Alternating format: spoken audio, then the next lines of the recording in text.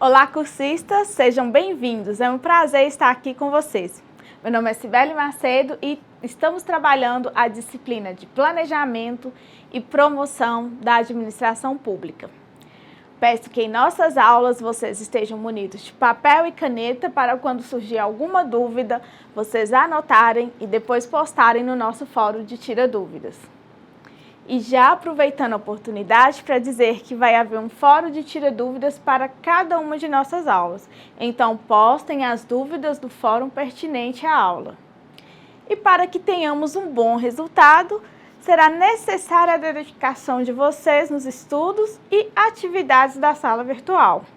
Mas também é muito importante que vocês leiam a apostila. Então, vamos começar?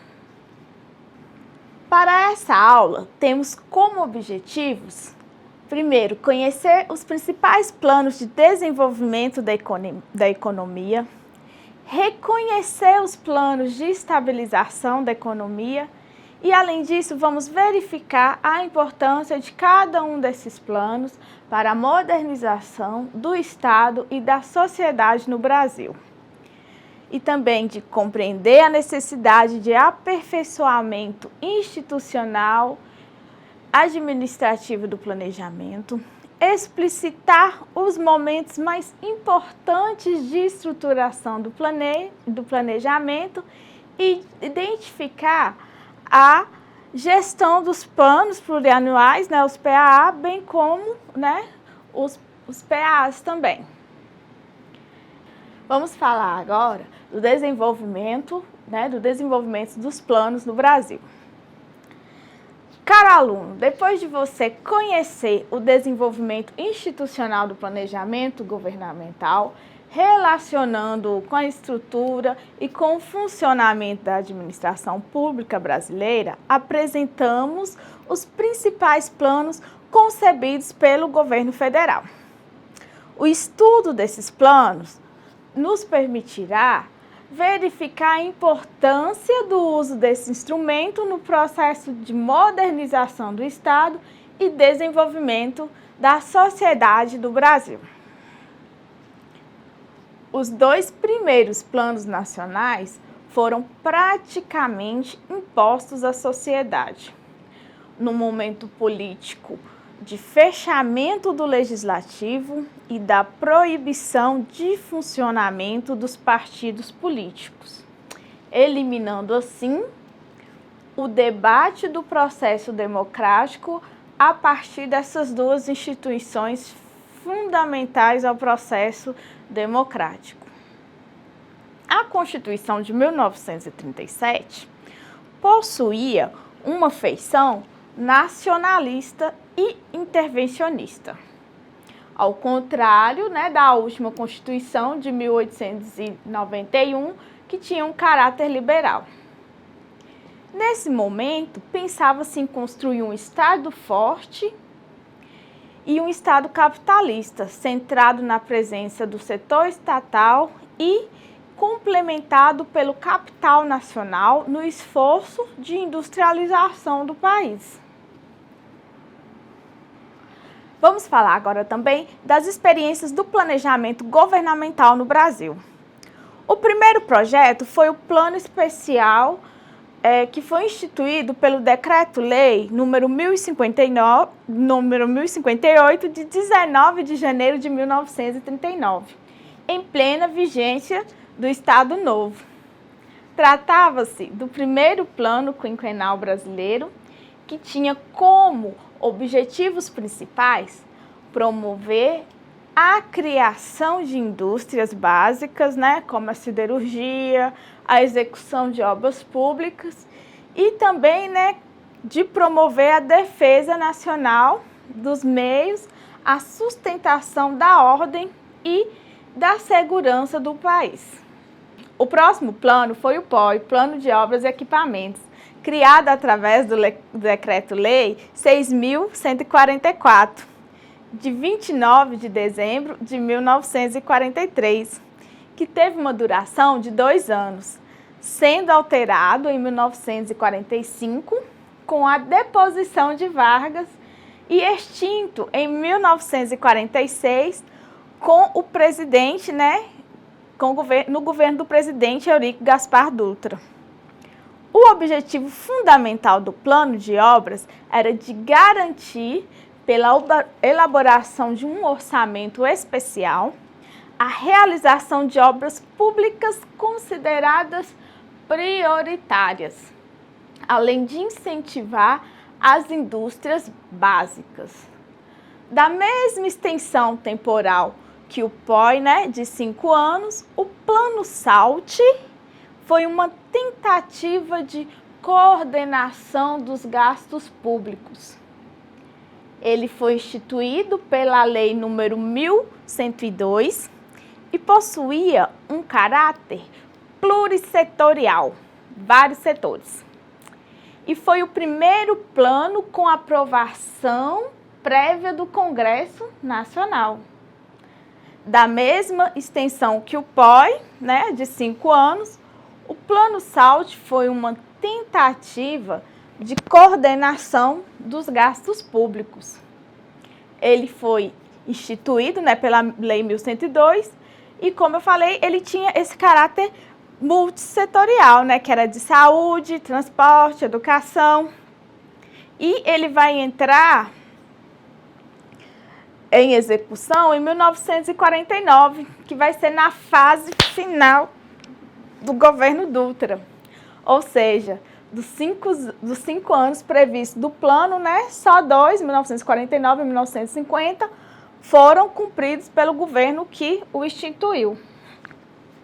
O produto imediato, né, do Conselho foi o Plano de Desenvolvimento Econômico, que relacionava 30 metas distribuídas em 4 setores, que depois seriam incorporados quase que integralmente ao Plano de Metas, concebido durante o ano de 1956. O próximo plano, né, ele vai ser lançado em 31 de dezembro de 1962, que vai ser o Plano Trienal, que objetivava, no âmbito econômico, né, a manutenção da alta taxa de crescimento, que foi verificada no período 56-61, a redução progressiva da pressão inflacionária e o reescalonamento da dívida externa.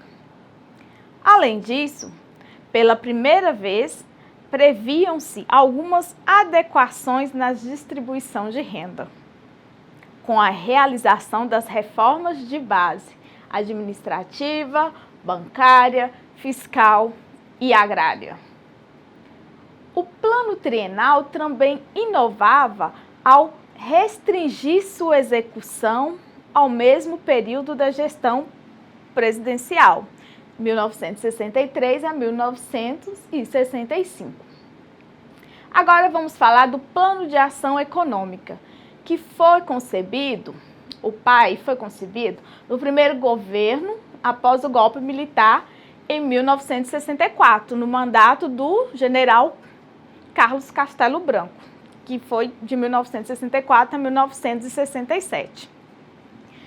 Agora o próximo plano foi o PAEG, que buscava, em primeiro lugar, acelerar o ritmo de crescimento econômico e que para isso, né, seria necessário reduzir a taxa de elevação dos preços, que chegou, né, a atingir um índice de cerca de 80% do nível no ano de 63, e também o PAEG procurou diminuir via investimentos as desigualdades de rendas das regiões Norte e Nordeste, bem como corrigir a tendência dos déficits sem controle das contas externas, incentivando as exportações. E por último, o plano previa também assegurar, por meio de investimentos, as oportunidades de emprego e a mão de obra existente. Alunos, ainda vamos continuar falando dos planos. Preciso da inteira atenção de vocês, pois se trata de um longo período a serviços, com muitas oscilações no campo político e também no campo econômico. O Plano Estratégico de Desenvolvimento, que localiza-se num período em que dispositivos constitucionais, Constituição de 1967, Constituição de 1969, combinam com o ato institucional número 5. Então, eles agiram fortemente contra os fundamentos da democracia. Na subjugação do legislativo e judiciário dava ampla hegemonia ao poder executivo, anulando-se, por conseguinte, o debate e proposições comuns ao funcionamento da democracia representativa. Aí a gente tem o primeiro PND, que é o primeiro Plano de Desenvolvimento Nacional, que foi executado durante os 2 últimos anos do governo do General Médici. E entre os anos de 1972 a 1974, juntamente com o segundo orçamento plurianual de investimentos implantado no período conhecido como Milagre Econômico Brasileiro, onde a gente tinha taxa média de crescimento de 11,2% ao ano, que foi entre 1968 e 1973. O primeiro PND tinha como objetivo maior transformar o Brasil em uma potência mundial. Para isso, seria necessário investir nos setores mais dinâmicos da economia, fortalecer a empresa nacional, promover o ingresso do país na área nuclear, é neste momento que se constrói a usina nuclear de Angra dos Reis, e aumentar os gastos em pesquisas e investimentos na área espacial. Outros investimentos foram direcionados à construção de hidrelétricas, ao desenvolvimento de ações em mineração e comunicação, como forma de obter autonomia de insumos básicos numa situação de escassez energética, que foi provocada pela primeira crise do petróleo em 1973. O segundo PND, segundo Plano Nacional de Desenvolvimento, foi lançado em 1975, com um fim previsto para 1979. Então, a gente tinha um plano com previsão de fim para 79, optando pela manutenção da política de crescimento acelerado. Eles queriam continuar com o pé lá embaixo, acelerando a economia. E ele tinha como meta conservar a taxa de crescimento do PIB em torno de 10% ao ano, com o aumento anual da indústria em 12%, estimado para 1977, um PIB superior a 100 bilhões de dólares. E no ano de 1979, uma renda per capita acima de $1.000.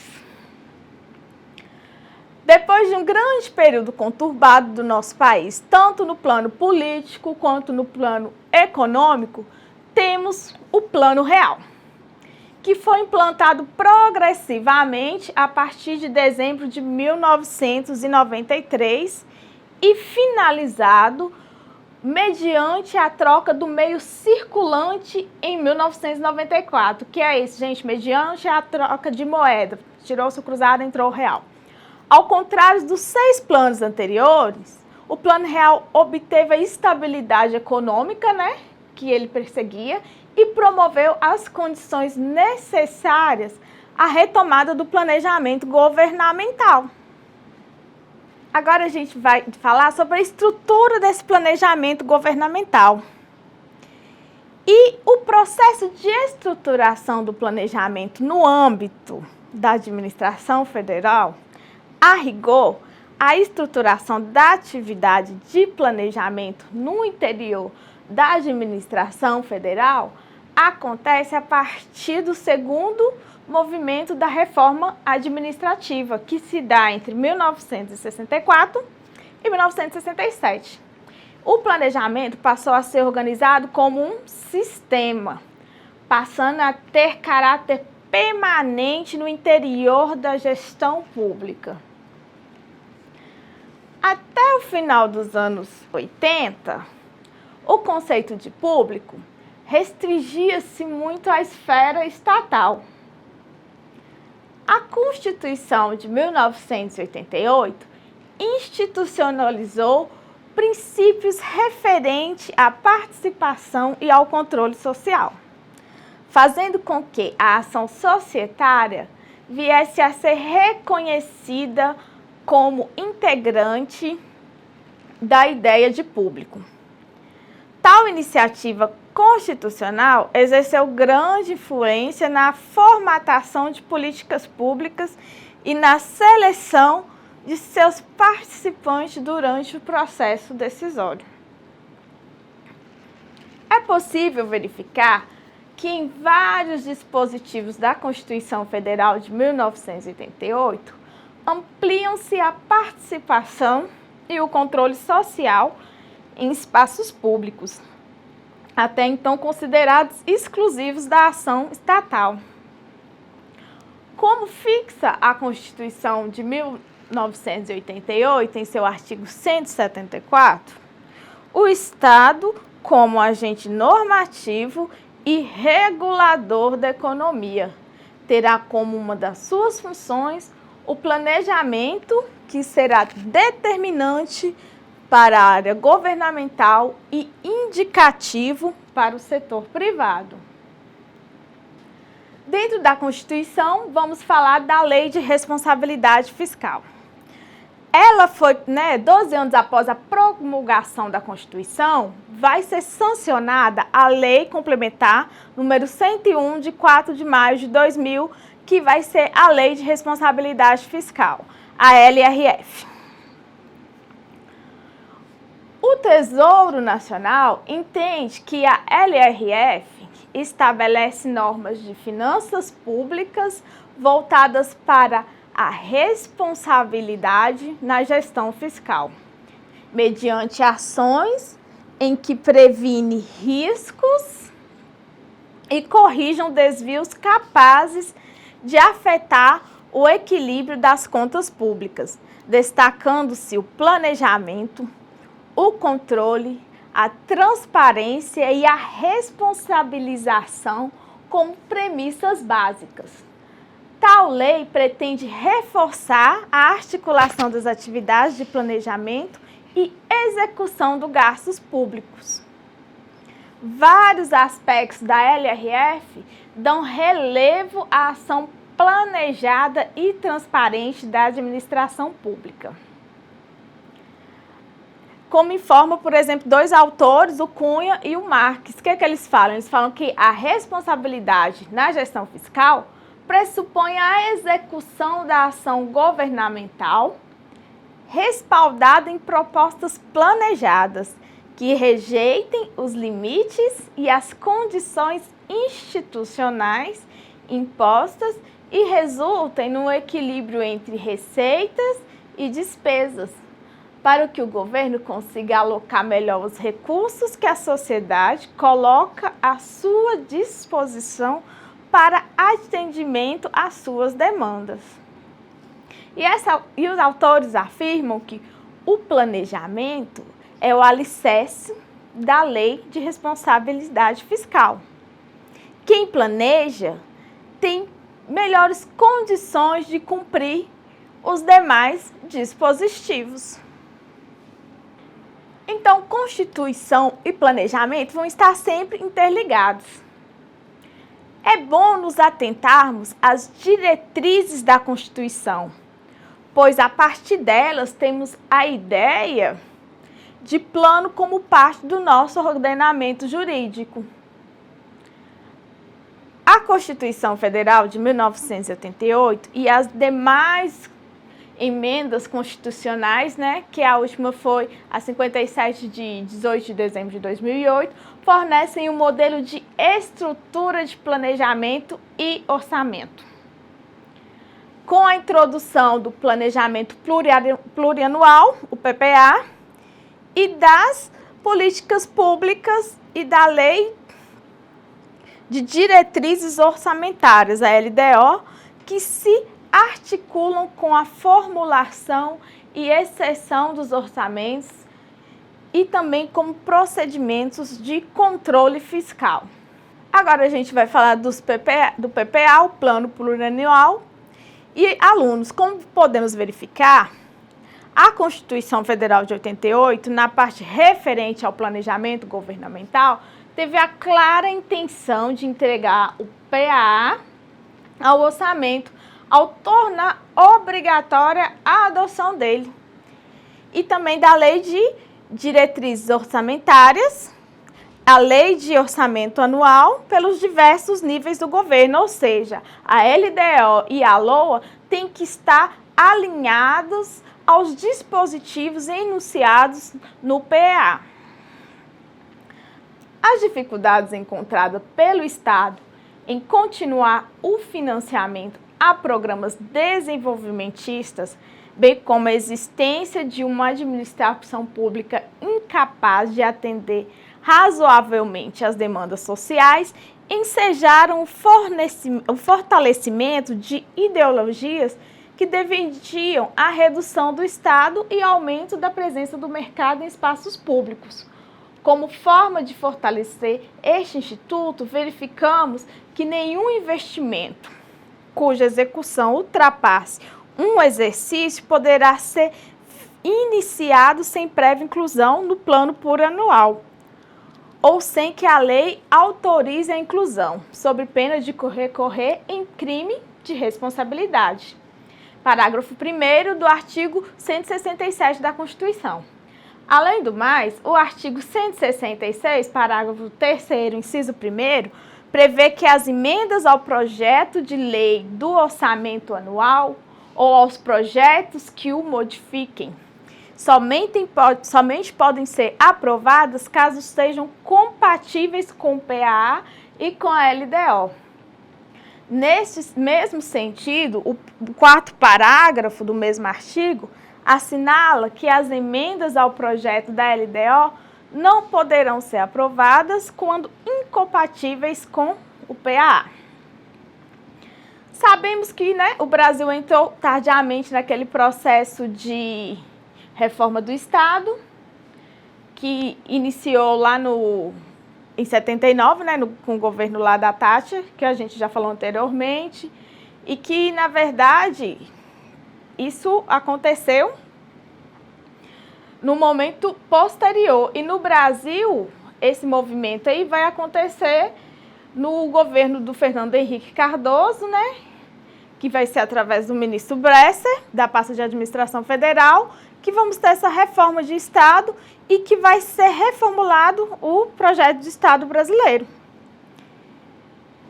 E com isso, vamos ter uma combinação de elementos que vai constituir esse novo modelo central de gestão pública, que vai incorporar o plano plurianual de 2000 a 2003.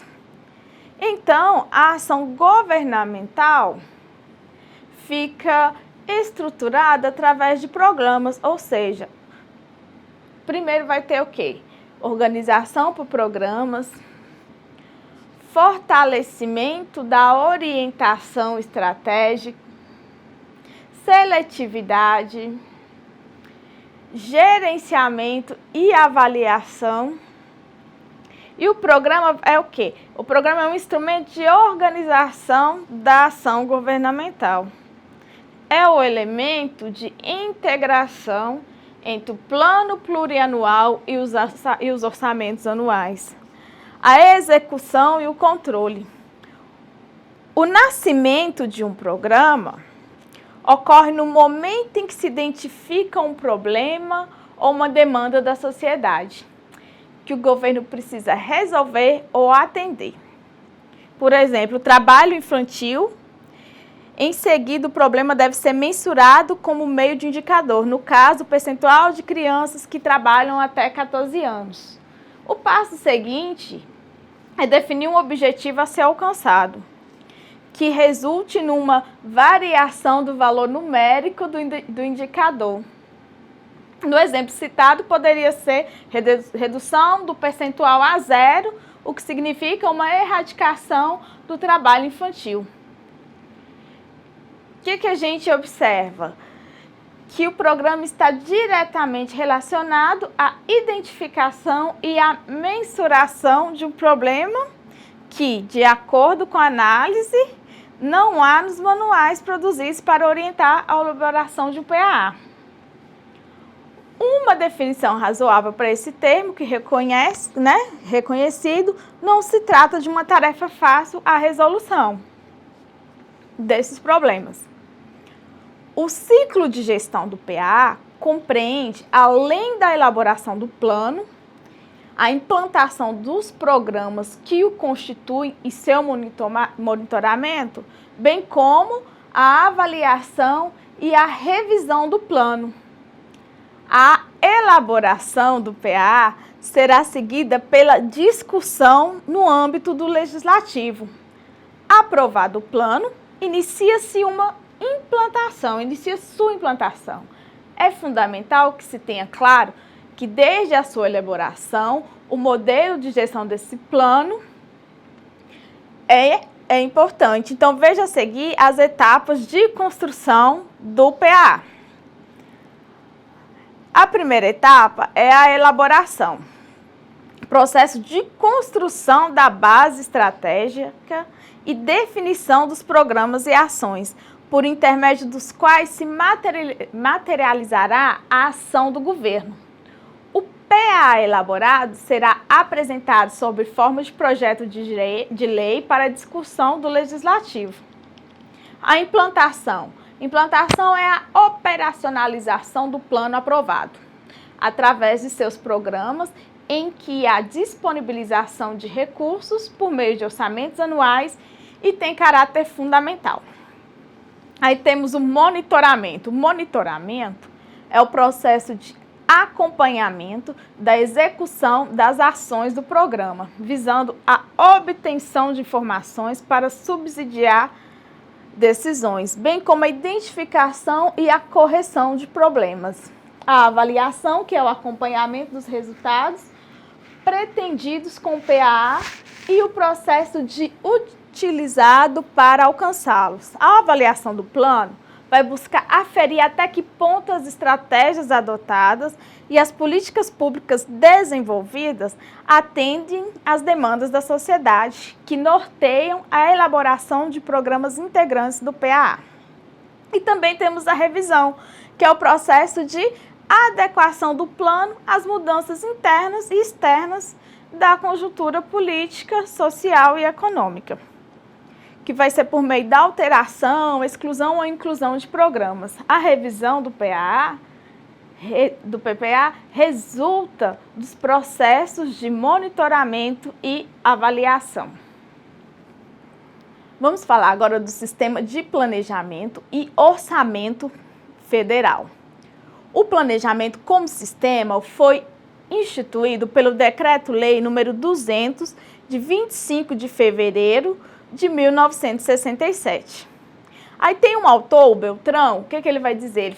Que o ministro da Fazenda do governo Castelo Branco, a atividade de planejamento é uma atividade meio que organiza geralmente em sistema, isto é, horizontalmente, e funciona não em termos de hierarquia, mas de subordinação técnica, ao passo que as atividades fim, que têm por destino o público ou o consumidor, organizam-se no sentido de atingi-los, isto é, no sentido vertical. Com isso, chegamos à conclusão que o governo, neste período, vê o planejamento como atividade meio, mas possui uma característica especial que resulta de sua natureza globalizadora e integradora. Os princípios que nortearam a elaboração do Decreto-Lei número 200 apontam para a seguinte direção: que a função de orçamento acompanha necessariamente a função de planejamento.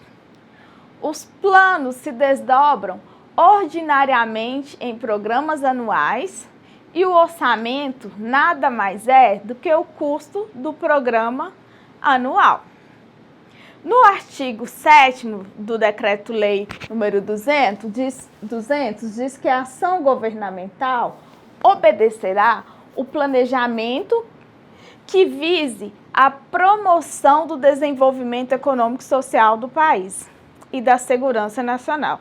Lembre-se que essa norma foi publicada na fase inicial do regime militar, norteando-se segundo planos e programas compreendendo Plano Geral do Governo, Programas Gerais Setoriais e Regionais de duração plurianual, Orçamento Programa Anual e programação financeira de desembolso, além da coordenação da elaboração do Plano Geral de Governo. Era da competência do Ministério de Planejamento a coordenação geral de atividades de planejamento, exceto as atividades que fossem específicas dos ministérios militares. Então, cabendo aos ministros das demais pastas orientar e dirigir a elaboração do programa setorial e regional. Em cada estrutura ministerial, havia um órgão de planejamento, de coordenação e de controle financeiro, sob supervisão técnica do extinto Ministério de Planejamento e Coordenação Geral.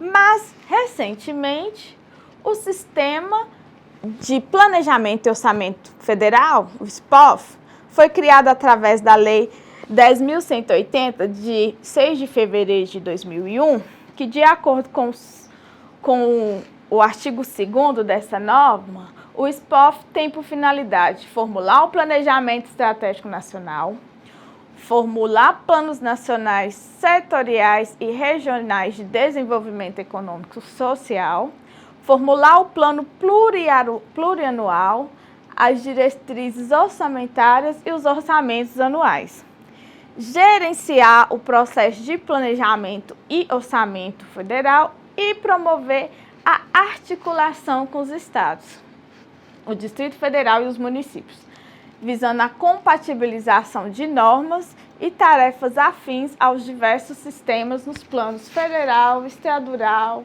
distrital, municipal, que integram o SPOF e os seguintes órgãos. Aí, quais são os órgãos, na verdade, que integram o SPOF? Conforme foi estabelecido nesse 4º parágrafo. O primeiro órgão central, que vai ser o Ministério de Planejamento, Orçamento e Gestão, órgãos setoriais, unidades de planejamento e orçamentos dos Ministérios da Advocacia Geral da União, da Vice-Presidência, da Casa Civil da Presidência e da República, e órgãos específicos, que serão aqueles vinculados ou subordinados ao órgão central do sistema, cuja missão está voltada para as atividades de planejamento e orçamento. Para efeito de supervisão e orientação, as unidades de planejamento e orçamento das entidades vinculadas ou subordinadas aos ministérios e órgãos setoriais ficam sujeitas à orientação normativa e à supervisão técnica do órgão central também, no que couber ao respectivo órgão, de cada setor. Depois de entender todo esse processo de práticas de gestão, da política nacional, vamos falar agora um pouco das práticas participativas na gestão e no planejamento. Caros alunos, chegamos à unidade final dessa disciplina e agora vocês encontrarão conteúdos que se referem às práticas e aos espaços de participação da sociedade na administração pública. Os assuntos a serem tratados se encontram em diálogo direto com esse modelo, já que abordam concepções de participação, instâncias formais de participação e uma abordagem metodológica de planejamento estratégico participativo. O tema dos conselhos e dos orçamentos participativos é bastante presente no cotidiano e certamente você tem familiaridade com ele. Este é, portanto, o momento de uma reflexão mais sistematizada sobre esses temas. Um caminho para essa compreensão começa pela distinção entre a abordagem pragmática, em que a participação é vista como um meio para aumentar a eficiência, e a abordagem de caráter político e emancipatório, em que a participação é vista como um meio para alterar as relações de poder na sociedade na perspectiva de maior equidade e justiça social.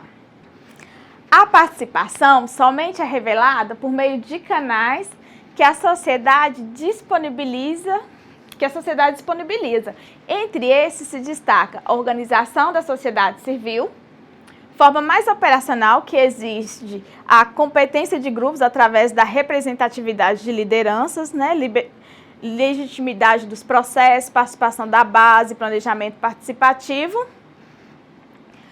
e em que o objetivo histórico é atingir, né, uma trama bem ungida e sólida de organizações de caráter popular que permitam plantar a democracia como algo cotidiano, e o planejamento participativo, que vai ser um canal, né, baseado no regime de autogestão, na conjunção entre a população e o governo. E não podemos banalizar, né, de distribuir participação por atacado, mas fundamentalmente a capacidade de formular uma situação de negociação mútua. O PEP, Planejamento Estratégico Participativo, se fundamenta na participação democrática, na autonomia do indivíduo, na democratização do conhecimento e na praxis técnico-política, e pretende iniciar um processo de inversão de padrão histórico da capacitação dos servidores e agentes políticos, tornando-os solidariamente participantes da discussão dos temas de gestão pública num quadro de democratização das relações sociais e de poder. Vamos agora às considerações finais dessa aula. Nessa disciplina, tomamos conhecimento de um método de planejamento formado especificamente para atender às características das organizações públicas. Além disso, familiarizamos-nos com a trajetória de planejamento governamental do Brasil e com a importância da participação. E para finalizar, é importante ressaltar a relevância do planejamento como instrumento de governo. Temos certeza que, após passar pelas diversas unidades que compõem essa disciplina, essa importância já está clara. No entanto, como se pesa sobre o planejamento o fardo do descrédito devido aos fatores que lhe são externos, pensamos que é necessário concluir afirmando mais uma vez que o planejamento é um meio para ganhar liberdade de ação na construção do projeto de governo. É, portanto, um instrumento para não ficar escravo das circunstâncias, para não deixar de levar por pressões que podem, inclusive, levar-nos a direções não desejadas. E com isso, encerramos os assuntos da nossa última videoaula. Eu espero que vocês tenham gostado e que tenham absorvido ao menos um pouco do que vimos aqui hoje. Lembre-se de acessar a sala virtual, participar dos fóruns, postar suas dúvidas e não se esqueçam dos estudos da apostila. Por enquanto é só, bons estudos!